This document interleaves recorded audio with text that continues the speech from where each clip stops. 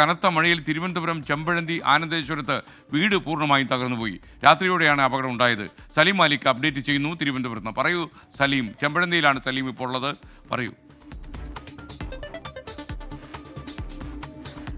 തിരുവനന്തപുരത്ത് കനത്ത മഴയിൽ തിരുവനന്തപുരത്തിന്റെ പല ഭാഗങ്ങളിലായി വീടുകൾ തകർന്നിട്ടുണ്ട്. അത് ചെമ്പഴന്തിയിലും കഴക്കൂട്ടത്തും നെടുമങ്ങാടുമൊക്കെ വീടുകൾ പൂർണ്ണമായും ഭാഗികമായും തകർന്നൊരു സ്ഥിതി ഉണ്ടായിട്ടുണ്ട്. ഇപ്പോൾ ഞാൻ നിൽക്കുന്നത് ചെമ്പഴന്തിയിലാണ്.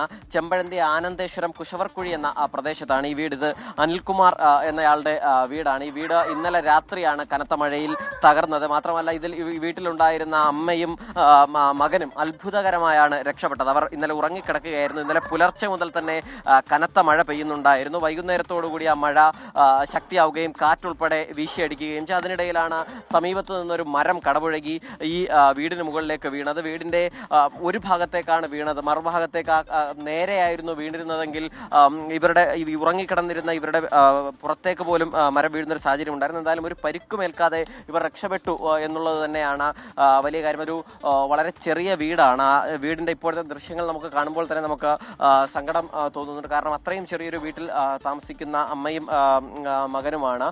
അതിനിടയിലാണ് ഇന്നലെ ഈ ദുരന്തം കൂടി ഉണ്ടാകുന്നത്. ഇപ്പോൾ അമ്മയും മകനുമാണ് നമ്മോടൊപ്പം ചേരുന്നത്. ചേട്ടാ, ഇത് എത്ര മണിയോടുകൂടിയായിരുന്നു ഈ സംഭവം? 8-8:45 മണിയാവും. നേരത്തെ ഇന്നലെ കിടന്നുറങ്ങി? ഞങ്ങളിന്ന് നേരത്തെ കിടന്നു. ഇവിടെ ഞാൻ കിടന്നു, അമ്മ കിടന്നു, ഈ രണ്ടിടത്താണ് കിടന്നത്.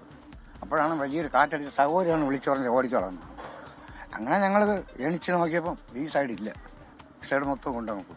തൊട്ടപ്പുറത്ത് നിന്ന മരമാണോ? ഇതാണ്ട് മരം ഇവിടെ കിടപ്പുണ്ട്. ഇവിടെ മരം അവിടെയാണ് കിടക്കുന്നത്. ഇവിടെയാണ് മരം നിന്നത്. ഈ മരത്തി അടിച്ചാൽ 2 പോർഷൻ പുറകിലേക്ക് വീണു. ഈ മരം ഇവിടെ നിന്ന മരം ഇവിടേക്കായിരുന്നു വീഴുന്നതെങ്കിൽ നിങ്ങളുടെ ജീവൻ ഉൾപ്പെടെ അതാണ്. അതായത് നമ്മൾ ഇപ്പോൾ കാണുന്ന ഈ വീടിന്റെ നടുഭാഗത്തായി നിന്നൊരു മരമാണ്. അത് അപ്പുറത്തെ ഭാഗത്തേക്കാണ് വീണത് എന്നുള്ളത് കൊണ്ട് തന്നെയാണ് പരിക്കുൾപ്പെടെ ഏൽക്കാതെ രക്ഷപ്പെട്ടത്. ഇപ്പൊ അമ്മ കൂടി നമ്മോടൊപ്പം ചേരുകയാണ്. അമ്മ, എങ്ങനെയായിരുന്നു അമ്മയ്ക്ക് ഓർമ്മയുണ്ടായിരുന്നു ഈ അപകടം? ഞാൻ കഴിച്ചപ്പോ കട്ട വന്ന് എന്റെ കയ്യിലടിച്ച് ഞാൻ ചാടി അങ്ങ് കഴിച്ച്. ഒരു വെളിയിൽ കിടന്ന് എന്നെ വിളി എന്നെ ഇവൻ ചാടി അങ്ങ് ഇറങ്ങി. ഞാൻ അവിടെ നിന്ന് കഴിച്ചു വന്നാലൊക്കെ എനിക്ക് എങ്ങോട്ട് പോകണമെന്ന് പോലും ഒരു തിക്കടയില്ല, ലൈറ്റ് ഒന്നുമില്ല.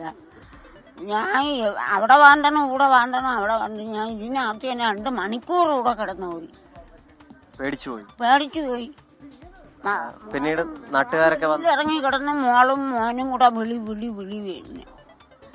ഒരു രക്ഷയില്ല. കൊടുക്കാം, അതിലേ വരി ഇതിലേ വരി, അപ്പുറത്തൂടെ വരി ഇപ്പുറത്തൂടെ വരി. ഞാൻ അവിടെ ചെന്ന് കയറണം, കൂടെ വന്ന് കയറണം, എവിടെയാണെന്ന് എനിക്കൊരു ഇടയില്ല.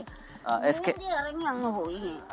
അത് തന്നെയാണ്. എന്തായാലും ഉചിതമായ നഷ്ടപരിഹാരം എന്തായാലും മഴക്കെടുതിയുമായി വിലയിരുത്തുമ്പോൾ ജില്ലാ ഭരണകൂടം ഇവർക്ക് പ്രഖ്യാപിക്കും എന്ന് തന്നെ കരുതാം. കാരണം വളരെ ചെറിയ വീടാണെന്ന് മാത്രമല്ല, ഈ ഭൂമി മാത്രം, ഈ ചെറിയ വീടും അതിന്റെ സ്ഥലവും മാത്രമാണ് ഇവർക്കുള്ളത്. വലിയ നഷ്ടം, അവരെ സംബന്ധിച്ചിടത്തോളം കനത്ത നഷ്ടമാണ് ഉണ്ടായിരിക്കുകയും ചെയ്തിരിക്കുന്നത്. ഇന്നലെ വൈകുന്നേരം പൂർണ്ണമായും വൈദ്യുതി ഉൾപ്പെടെ ഇല്ലായിരുന്നു. പുലർച്ചെ 3 മണിയോടുകൂടിയാണ് ഈ പ്രദേശത്ത് വൈദ്യുതിയും പുനഃസ്ഥാപിക്കപ്പെട്ടത്. സലീം മാലിക്കാണ് വിവരങ്ങൾ നൽകിയത്.